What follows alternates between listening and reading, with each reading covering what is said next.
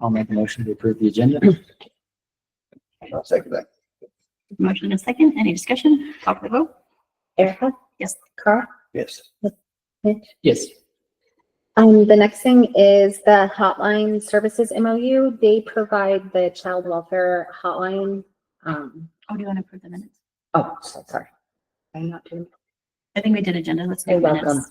welcome. Can we do the September minutes approval? So moved. Second. Motion and a second. Any discussion? Call for the vote. Erica? Yes. Carl? Yes. Mitch? Yes. Okay, now hotline services MOU. This is just they handle all the calls into child welfare. Like when you call a hotline, they screen those calls during our off time. If we didn't have this, we went to this system last year. If we don't have this, then we have to have a worker on call 24 hours a day to answer those calls. And it's really cumbersome and it's not really that expensive. And it's been a really wonderful service. So we'd like to continue. And they handle all the hotline updates, which they just went through one and there was probably, I'm going to say 2,000 emails in between the directors about the hotline updates, of which I did not have to pay attention to because we have someone who handled it for us. So that was really also very nice. Yeah. So, yeah. They did increase their late fee by about 4%, but I don't think that'll actually, we do like this is what we expected to pay. We haven't met that this year. So I think that it'll probably come out in the wash. Make a motion to approve the memorandum of understanding between Washington County and Traverse County. Second that. Motion and a second. Any discussion? Call for the vote. Erica? Yes. Carl? Yes. Mitch? Yes. Okay, September financials.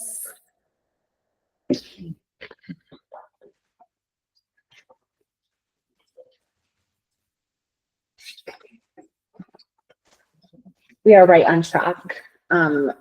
In our most recent settlement accounting, we are about 21% of our allocation for the year, which we should be at about 28%. So we're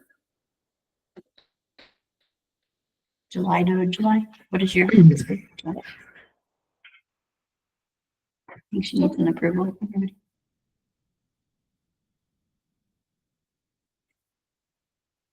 Make a motion to approve. sorry. We're all just intensely looking at you. I will second that. Motion and a second. Any discussion? Call for the vote. Erica? Yes. Carl? Yes. Mitch? Yes. I was going to ask if you had that, if you took the picture on that report. Karina did. Cool. Karina's an excellent photographer. When we went to the FOG conference for part of our basket, she had printed out like a large size picture of the Spanish Peaks that she took, and it was so beautiful. And people were like, "Who's the artist?" I'm like, okay, staff reports. It was a pretty okay month. Nothing too wild happened. For adult services, we did bring Morgan on. She's been integrating into the team, completing her trainings. Just, it's training. It took Hallie and Joanna a long time to get to where they are. And so we're discovering things that have to be done that haven't been done in so long that we're not quite sure how to do them. So we're, how do you get someone logged into the system? So we're just kind of getting her up to speed, but so far she's doing really well. Our caseload hasn't changed a lot, except that we have 142 long-term care single entry point clients right now. And that puts our caseload for Hallie and Joanna at 70 and 72. And this is what we're talking about. Like, we expect this to continue to increase. And this is why it was so important to get Morgan on board, because we need to maintain those less than 65. And we can't give her a caseload yet because she's not trained into it. But I just wanted to point out that our expected upward trend is starting to happen. And so we got Morgan just in the brink of time before we really suffer on we're still in the margin of error with the state where we can, and we have a new employee where we can say, well, we're distributing those, but any much more and we'd be in a little bit more trouble. And I put that in the report too. So if you needed to go back and look at that, we have been doing really well. We haven't had anything where we haven't had non-reimbursables or haven't had providers being able to be paid, even though we've had huge system issues this month. It's been a real systems issue kind of month. And we have been submitting all our stuff on time for them. They attended the NAPSA conference in Albuquerque, and they had a really great time. They had continuing education credits that they were able to earn, and they learned a lot of really great information. So that's been really good. We did have a commodities distribution this month, but you know, it's been touch and go with that. And that's it for that. Assistance payments, our caseloads have stayed, you know, they wobble. Some months are down 10, up next month's up 10. We're still in that sort of range. Nothing too startling has happened. And we did the HICPUF, oh, it says medication, but it should say Medicaid eligibility review. I'd been talking about that for a few months. It took me and Kathleen about 80-ish hours to do the pre-work for that. And then we had a 10-hour meeting in which they asked us on the spot questions that I was a little surprised by. Like they'd say, in the system, what button do you push to indicate that that has happened? Like it was like a quiz, like a pop quiz in the moment for 10 hours. Wow. So it was pretty intense, but they gave us a lot of really positive feedback. They talked about how glad they were with our improving numbers, that we seem to have a lot of stuff in order, that as a small county, we have systems in place that other smaller counties struggle with. Like they gave us a lot of really positive feedback. They asked for some follow-up documentation like that credit card policy and a few other things, which we're sending to them today, but we expect to pass the review with maybe just a few comments on things that we can improve. But like Kathleen and I were talking, some of the things that we're going to get comments on are things that we don't really see very often here. So we don't have a policy for something that's never happened before. And we're just going to accept that and start moving toward best practices. But we did really well. It was like a huge relief. We're all on track for our training. We have been working on our call center. We continue to do that. And we passed our SNAP claim audit. The one thing that I didn't include in this report and that I wanted to bring up is we have had a huge increase of fraud. I know that you have seen, I'm sure, our Facebook posts going out, encouraging people to change their EBT PIN. So if you know anyone who receives benefits, please encourage them to change their PIN. We believe that there was a skimmer somewhere in town. We notified the sheriff's department and they helped us go out and check for skimmers. They helped us go out and check for skimmers. We couldn't find any, but it was pretty evident. And how many, what's the total? 28? Yeah, probably 27 to 30. So we're probably pushing on 30 cases this month, which just to put that in perspective, I think in the past year we've had one. So it was like a big, and we But that's like 1% of people on. yeah, it's a lot. Yeah. Yeah. The majority of our SNAP was attacked more than our Colorado Works or financial. I remember speaking out about law enforcement, but have you heard anything back from them? From law enforcement, yeah, we work with them to check for skimmers and stuff, and we notify the Secret Service. So you think it was there and taken off? already? Yeah, something. We're not sure, but There's a chance it could have been in Pueblo too, but Yeah. they're seeing a spike that we saw. yeah, they've also had, it's been up and down the I-25 corridor. So, you know, they just made it to us finally. It's been happening all over the state, this huge increase. It's not, I guess maybe the comforting and not comforting thing is it's not just us, right? Like it's really been everybody. And so like we've addressed it the best we can. We've put in some new processes. We've formed a little fraud committee.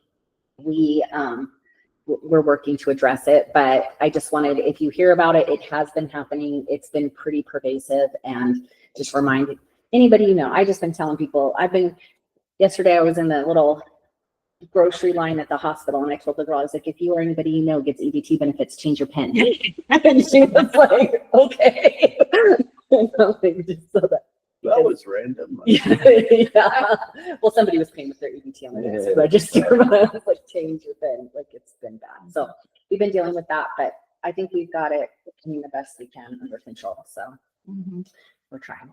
Our child welfare unit, the good news is that we've decreased our cases by 4. So we were at 20 last month and we're at 16 now, and hopefully we'll continue to see some of those cases that can be dismissed.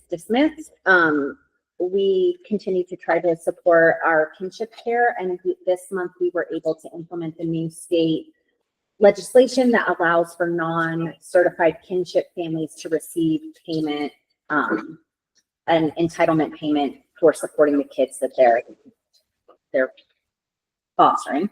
And so that's really great. That increases people's likelihood to want to do a kinship or a kinship placement. A lot of times you're going to a family that might already be just living within their means, and you're like, can you take the sibling group? And just the idea of having to pay for food or shoes and all of that is just overwhelming, and this is there to support so that doesn't happen. And so we're hoping to see more increase in kinship placements and not foster placements. We also have a new foster home that is looking to come on board. So we may have 3 in the future, which is excellent, especially for a county our size. So that's really encouraging. DREAMA was able to get 4E certified, which is a type of funding, which April has been doing all of that, but DREAMA now, so we have backup for that. We passed our kinship audit where they come in and they review cases, so we were able to pass that. We also completed our foster audit and passed that. A couple of notes on it, but nothing too serious, especially given that Michelle was doing it now Krista's doing it. Just some of the process has to change a little bit, but nothing that's like a ding or anything. So we're up on that. And then we're starting professional development with the Child Welfare Unit and the Family Resource Center this month on infant and early childhood mental health to help them build their professional efficacy. The Family Resource Center, you can see that their referrals have gone down and sort of some of their services have decreased this month. I think that's just the time of year, but we had a really amazing meeting between Child Welfare and the FRC in which we discussed referral processes, our family engagement meetings, all of that kind of stuff. So we have a new referral process that we're using that is facilitated by the state in order to ease data collection. And so I think what is going to happen, because some of what happens between the FRC and Child Welfare has been like a little tit for tat, right? Like we didn't get the referral, we sent the referral, like whatever. But this new process just like automatically is going to sort of follow those referrals. So we really know if there is a breakdown in the system, or hopefully that was the breakdown in the system and this fixes it, we'll see. We were able to start family engagement meetings. We have our second round tomorrow. And they've been booked, they've been well attended, and everybody has given super positive feedback on it. So I'm hoping that we're moving down that road a little bit and that we're starting to take some of that. And then they've been really working on like promoting different things around in the community, like with the Safe and Stable Families, with some of like the, they went to the wellness fair. Dia also attended the wellness fair. And so we were able to disseminate a lot of information about our programs and our services. And they've been pushing into the schools here and in Trinidad and working on some like sexual health education and truancy interventions. So doing a lot of work around that and just getting some of the CMP. I was able to attend the CYDC conference in Vail last week, and I went on the CMP track, which is our collaborative management program track, which is very confusing. Just even all the letters together is confusing. The actual program in and of itself is confusing. And so I just went, I was like, I just want to sit in the room with other people who do CMP and kind of hear where they are and what they think and what they do and what their programs look like. And Andrea was like, yeah, sometimes it's hard because we're a small county and you're sitting in with the big counties, but I actually learned a lot. And I feel like I have a much better understanding of the way that it could work and how what we're doing is good and where we might have some room for growth. So it was really educational for me as well. Overall organizational report. Last month, I'm going to start at the bottom. Last month, our care and share numbers had like dipped, but this month they came right back up. So I think it must have been a time of the year situation. So we were able to serve 386 households, 601 adults, 83 children, and we did have a commodities distribution this month. And Dee and I were able to attend some of the regional care and share event and get to just see other people. We learned a lot, I think, about how our process works compared to other people, what we could do better, different ways that we can engage with hunger relief in our community. So I felt like it was really educational. So hopefully we'll continue to sort of bolster up that area. We're still working on our contracts review. I participated in the Infant and Early Childhood Mental Health Advisory Council for the state this month, and that was really interesting and helpful. And the state is really moving toward taking that as a much more serious initiative, because mental health starts when you're in the womb. And so I think that we've also, well, I've taken that, that's my area. So I've just like taken a lot of that here in our community. In terms of budgeting, we attended the finance training in Breckenridge, and wow, did we learn a lot.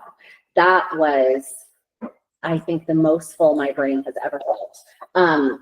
We have the budget mostly complete, which I'll talk about in a second, and we are just moving and shaking along. We have our next all staff training on this Friday, and we're going to work on some continuous quality improvement initiatives as a staff and do it as a group and kind of work through what we want our office to feel like and look like moving forward, and the things that are still problematic. Because I think, I know you ask me every time, like, how's the culture? And I think that we have really moved through. And I've spent a lot of time these past couple of weeks because just been in the hospital a lot. So I've just been like sitting there thinking a lot about like, have moved through some of this tumultuous times, but like what can happen when you're changing your organization is that you get stuck once you're sort of through, because you don't know what the next thing that you're moving on to, and you're still malingering inside of the recovery. But we have come through recovery, and the next step in recovery is action. And so like now the question is, okay, all of that stuff is kind of done. We've cleaned up a bunch of things in the office, right? Like we're not in that space anymore. We're fully staffed. We're ready to move forward. And now what is the next step going to look like? And I'm hoping that that will continue to interrupt some of those kind of culture makers that are not always positive, and so that we can be moving in a different direction. We're going to start that Friday. So good. In terms of the budget, so I did send over. Yeah. Can I respond to that also? Of course. Yeah. See? Okay. I'll do it anyway. No, that's perfect. I would love to review it. So I sent over yesterday, Carl, thank you so much for giving Karina till yesterday to solve it. I'm going to explain it a little bit. So I sent over what we have. I'm going to start at the bottom where it says the ending fund balance. It's wrong. We know it's wrong. Yeah. So we know it's wrong. The calculation error is in 2023. We know that. But SINA has not been cooperating because of the computer situation. And so we can't find the actual error. We think it's a clerical error. We're not super overwhelmingly concerned about it. But when I saw that, I was like, oh my whole heart like fell through my body. I almost started crying.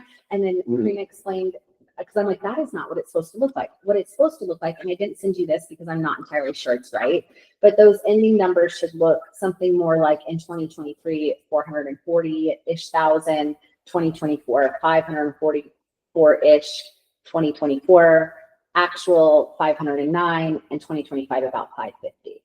So they're wildly wrong in here, and I'm going to get this to you so you can have that. The reason I didn't share this corrected one with you is we're not 100% this is correct. Sure. So I had already sent you this one, which we know is wrong. I don't want to send you another one, which we know is wrong, but I did want to explain that we know that that's wrong, and that it probably made you want to throw up. And it is 100% a clerical error and not a accounting error. It's from 2023. I understand that very much. I did have that same sort of thing you did, and I was like, something's wrong. Something's wrong. Something wrong. Yeah, I talked to Jan. Jan was like, I know. She goes, we debated if we should even send you the wrong numbers. And I was like, no, it's fine. I'm glad that you did. We needed to have something. And she was like, we think we know where it is. We're just waiting for Simon. I was like, okay. But if you can send me what you have by like midday tomorrow, I'd post it on the website. So I'd like to post the better version. That's the better version. It may not still be 100% accurate, but within a margin of error, it is Better. Yeah. Yeah. the other one was like, okay. Oh, I know. I literally started panicking and I was like, and then Corinne was like, it's wrong. We know it's wrong. And we know the errors in 2023. And I was like, well, girl, if you know it's in 2023, we'll be able to find it. At least it's not just like nebulous, right? Like at least we know where it's coming from and we can backtrack it. But with Sima being in and out, we've had a month of systems errors. CBMS was down for one of our workers for almost a week. We've had errors and we've had system down in adult services. Sima went down. I don't know. It's been What do you attribute that to, Vito? solar flares. There's an X5. There's a X5 class solar flare this one. That's what I'm attributing it to. Solar flares interrupt like electronics and stuff. Yeah. Yeah. Well, and we had those, what were they, this guy, help me. Those colors in the sky. that- Oh, the those- aurora borealis, yeah. Yeah, That's from. Where those- Yeah, that's I've from never solar flares seen this. too, right? So that's crazy. I'm just hoping that's what happened. So we feel pretty good. I can send you, I didn't know what you wanted. So that's why I sent you this. I can send you our whole expanded sheet so you can look at each program and what each program, how we've kind of budgeted through to each program. We're about, you can say our numbers don't change very much over time. And the one kind of change that we have added to the budget, everything else is about the same. We put in money for our budget for a salary increase for COLA, if that's how we choose to move forward.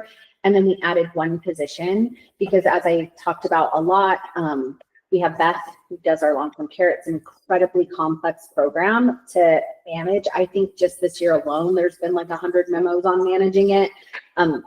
She works part-time. It is only a part-time position in our county, but we need to hire someone in to learn her position so she can retire when she so chooses. She's off retire. She's on her second round right now. And then I'd like to make that a part-time front office support. And so that's the one position that we've added for this year. And I think that would really, I've talked to everybody in the building. Everybody thinks that they need more staff. Nobody really does. What we really need more staff for is long-term care and for covering some of those front office duties. Sure. Yeah.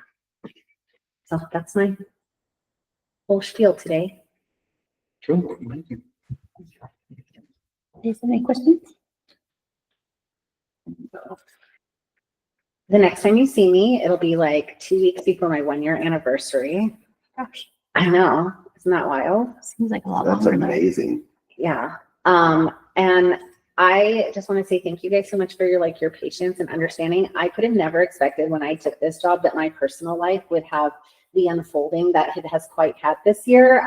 Between my daughter moving to Thailand, me having eye surgery, and then my dad having like emergency open heart surgery yesterday. Like I just could not have been prepared for all of those things to have happened. And so I just want to thank you for how understanding you've been. When I I don't know if I have that right on time. It's not because I don't want to. I just have been through a lot this year, and you guys have been incredibly kind and supportive, and I want you to know how much I appreciate it. But I don't think that's been reflective in your job performance. So thank you for that. Thank you. Thanks. That means a lot. You're doing great. Sometimes I feel like it is. So yeah, thank you. We're doing great. Thank you. Well, any other thoughts? Do you guys want me to send you over the full budget worksheet so you can see it? Like, how does that normal? I just wasn't sure because I was thinking next month, hopefully we have this whole kink worked out and then I'll have that full budget worksheet. And like, I know Sheila normally sent in like a letter and an explanation and then like the budget. And I was thinking to do that next month. Have you checked with the state? Because they should have told you that they have a deadline to get the budget to them, your budget to them. They haven't sent it to me. Oh, that's cool. I have to check with them. Check with the liaison. Yeah, I bet I think it's around this time. Yeah, it's normally around this time. I think we have to end of the month, but maybe not. So, Yeah, just check with them about Okay. what the actual deadline is. okay. Then replace, what's her name? Was it Lauren? Laura? I was the county liaison. Oh, no, she's not replaced it. They just posted her job. Yeah, but I'll track somebody down. I'm good at that. Great, amazing. Thank you very much. Thank you. Thank you. Hope everything's okay with your dad. He's doing well. He came off the ventilator this morning and, Good. I was able to talk to him for a few minutes and he made a joke. So I felt like that was like That's really huge. positive. And so, and my mom's there and I told my mom I would come up if she needed me to, but he's in the ICU and you know, you don't want